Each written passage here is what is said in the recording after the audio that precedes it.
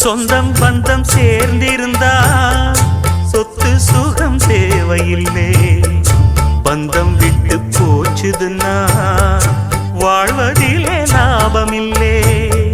எண்ணம் மட்டும் சேர்ந்திருந்தா இன்றும் என்றும் சோகமில்லை. கன்றை விட்டு தாய் பிரிஞ்சு காணும் சுகம் ஏதுமில்லை. ஊருக்கும் பேருக்கும் காருக்கும் இஷ்டப்பட்டு வாழ்கின்ற வாழ்க்கைக்கு என்றென்றும் அர்த்தமில்லை.